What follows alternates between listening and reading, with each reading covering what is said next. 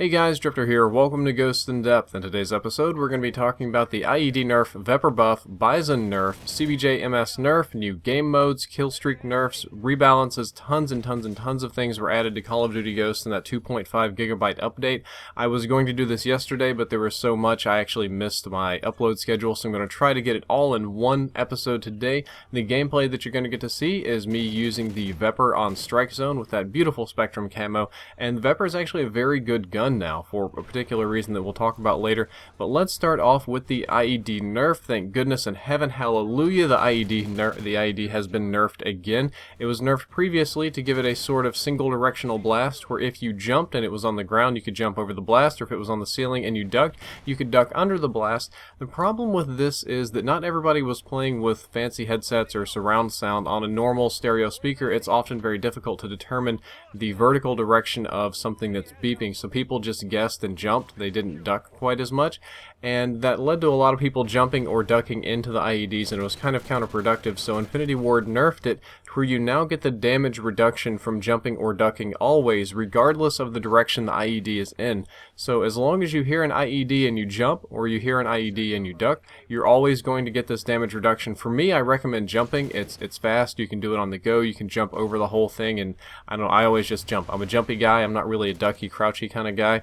So it doesn't really matter even if the IED is above you. If you jump, you still get the damage reduction, which should increase your survivability, and I think that's a good thing. IEDs are very personally frustrating for me. I consider them to be cheap, basically free kills for whoever throws them down, so the easier it is for me to dodge, the better. Thermobaric grenades, considered the IEDs of hardcore, have reduced damage in hardcore modes. These used to more or less kill people in one hit in hardcore, or just really ruin everything. It was considered game breaking in hardcore. They now deal 50% of your health in hardcore, which is going to be 15 points of damage. It's not very much, but if you've already taken one shot, if you're already low on health and there's no health regen in hardcore, it'll definitely kill you very quickly. But if you're fresh off the spawn, it also will not kill you. It'll only deal half of your health. You'll be able to take a thermobaric grenade and keep on going. That'll make you very weak and susceptible to things like fall damage.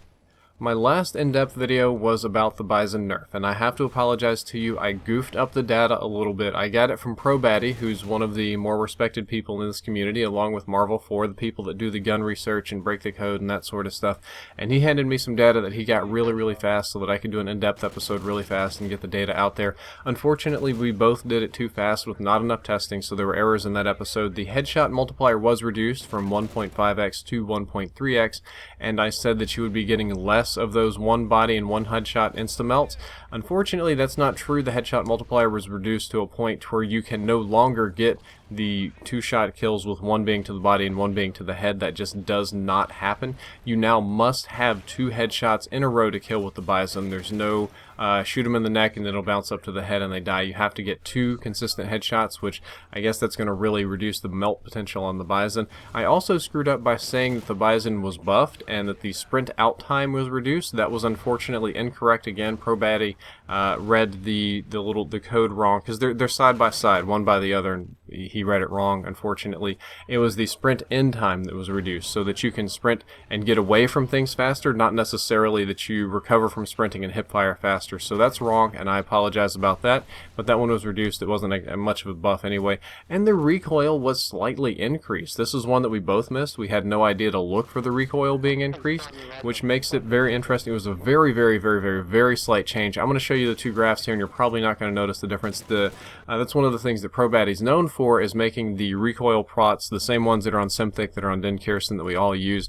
And you can see that the Bizon on the right is the original Bizon, and the Bizon on the left is the new Bizon. I'd be kind of hard-pressed to pick a difference here. The one on the right is a little bit less precise, and it covers less area, whereas the one on the left seems to kick up just a bit more, but it kicks up a lot more. You'll notice that they're not quite to the same scale. The boxes on the right are larger than the boxes on the left, so there is definitely a recoil change.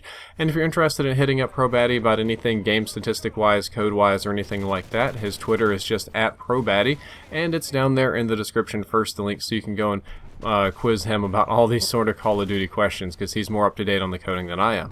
Next up, the aim down sights time on the Vepr was reduced to 0.2 seconds from 0.25 seconds. It's a 50 millisecond change, and what that does is it makes the Vepr aim down sights time the same as the other submachine guns, but if you remember from the other in-depth episodes, the Vepr has a much faster sprint out time, so this is going to make the Vepr the absolute best rushing or reaction weapon or aggressive play weapon in the game.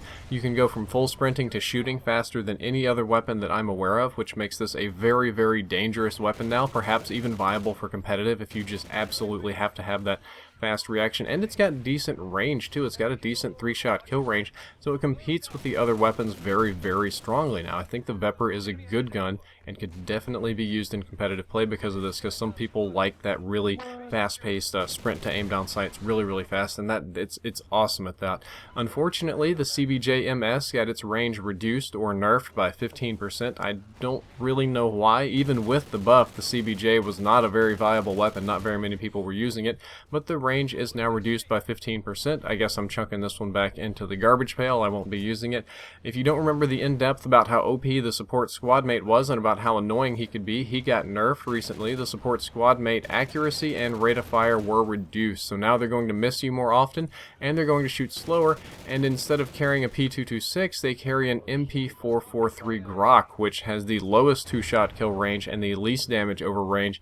And the cool thing about that pistol was that it shot really fast, but the support squad mate's not going to be shooting it very fast, which means that the support squad mate is essentially getting a damage nerf as well. They're really, really scaling back the effectiveness of the support squad mate to keep it from being abused, which I personally think is a good thing. 2 new game modes were added. You have the reinforced game mode. Unfortunately, this one is only in private match. I haven't tried it out yet, but I've heard it's something like the war mode from World at War. And they added a gun game, which you can play online. Again, not something that I have done yet, but it's on my to-do list to try. I just thought that you'd want to know that there are two new game modes. Unfortunately, again, gun game is the only one you can play online. And new camos were patched into the game. I don't normally do news type or like camo or like hypey DLC kind of stuff in in-depth, but they added in these, I believe this is 6 new camouflages here: Unicorn, Bling, Extinction, Koi, Heavy Metal, and Fitness. There is a Ghost Spectrum pack. I don't know if that's going to give you Spectrum camo or just Spectrum armor or what, but they have zebras on their heads. And the one that I am most interested in, one of the few DLCs that I've been interested in a while, is the Astronaut special character. I will totally be an astronaut, except I wish I could do a little bit of something extra and make mine a happy astronaut. I would totally love to run around as a big cartoon derpy astronaut, like maybe like Astronautilus in League of Legends. I think it's going to be fun. Whenever it does come out, I'll be the astronaut. That is all for this episode of In Depth. I hope that you learned something useful. I hope that you enjoyed it. If you did, don't forget to like, favorite, and subscribe. If you'd like to check out the previous episode on the Bison SMG patch, you can. Again, some of the data was wrong. The thing I did get completely correct was all of the new range data, which is useful still. The next one will be on the wall running myths. I didn't do it this time because of all the news, and I believe I still have some gameplay left over, so I'm going to let you all finish the gameplay because it's pretty good. Drifter out.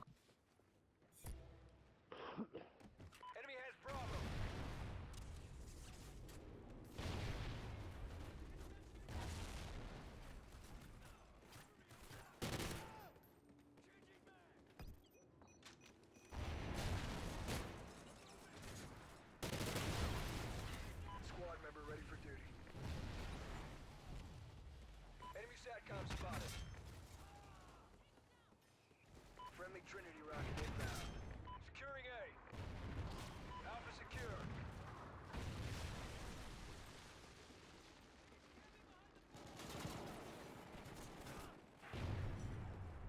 Securing B. Close up. Losing C.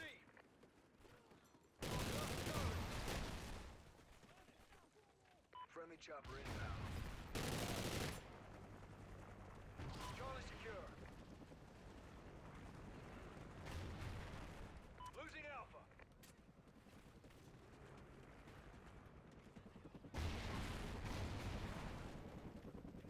Enemy controlled Oracle. Watch your six. Friendly SATCOM active.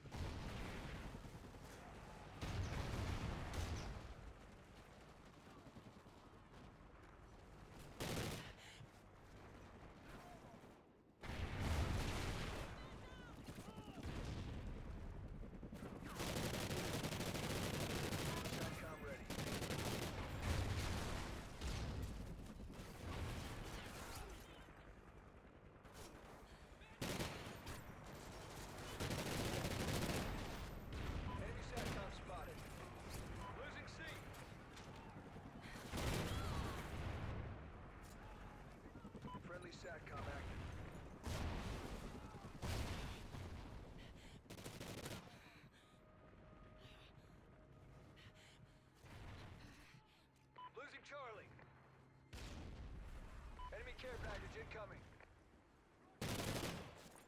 We lost Charlie. Best ready to be equipped. Enemy has C. Securing B. Bravo secure. We're winning this fight. Squad Mate ready for neutral. Friendly chem strike incoming.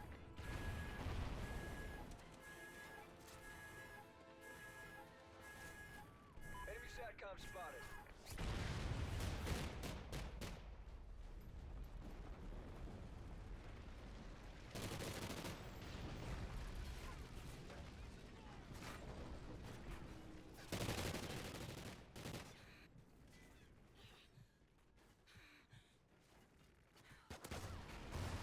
Squad member killed in action.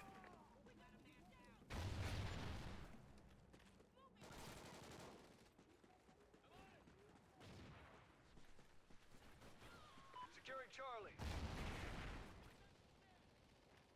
Friendly SATCOM active. Losing A. We lost A. Enemy has A. SATCOM ready.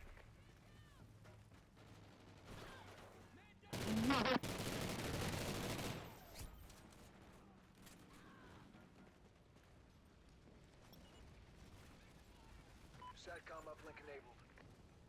Enemy SATCOM spotted.